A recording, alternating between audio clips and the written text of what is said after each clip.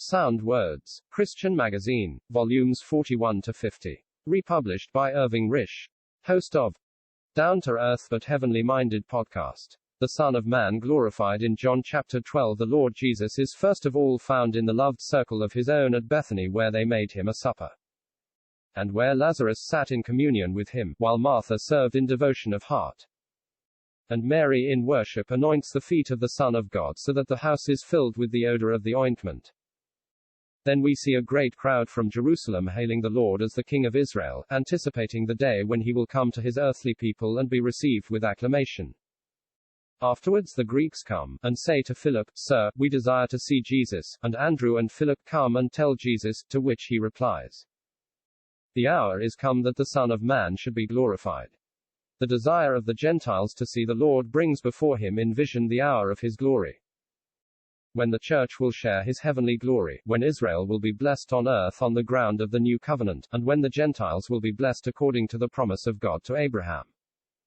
In thee and in thy seed shall all the nations of the earth be blessed. Psalm chapter 8 brings before us the glory of the Son of Man in the coming days, when the name of the Lord will be excellent in all the earth, and everything will be established under Christ for the glory of God and the blessing of men. But the Lord immediately turns from the scene of glory of Psalm chapter 8 to that which was essential for its accomplishment, saying, "Verily, verily, I say unto you, except the grain of wheat falling into the ground die, it abides alone, but if it die, it bears much fruit."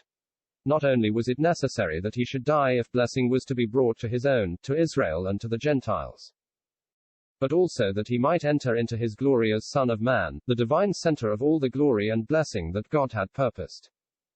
His glory as Son of Man rests on accomplished redemption, and will be displayed before the whole universe in the millennium. Quite another aspect of the glory of the Son of Man is brought before us in John chapter 13 verses 31-32, where the Lord Jesus says, "Now is the Son of Man glorified, and God is glorified in him.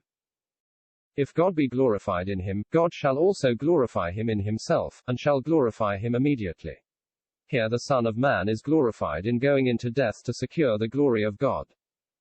Every other man who died received the wages of sin, but the Son of Man in obedience to the will of God entered into death to glorify God in relation to the whole question of sin, and to enable God to give effect to all the counsels of his love.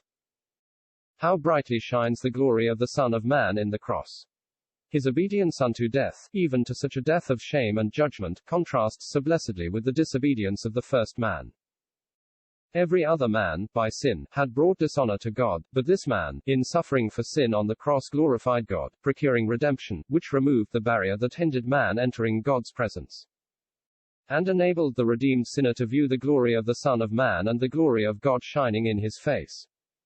Having glorified God in his death upon the cross, the Son of Man is glorified by God in himself, so that the Son of Man has not to wait until the day of his kingdom glory to be glorified. He is glorified immediately in being set down by God at his own right hand.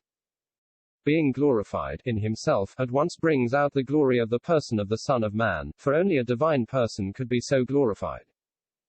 Yet it manifests so wonderfully the place that man has in Jesus, God's beloved Son, in being now glorified in the presence of God the Father with a glory that is altogether divine. From these scriptures then we can see the glory of the Son of Man in three distinct aspects. First, there is the glory in which he shall be displayed in his kingdom, when as head over all things he shall come in his own glory as Son of Man, in the glory of his Father, and of the holy angels.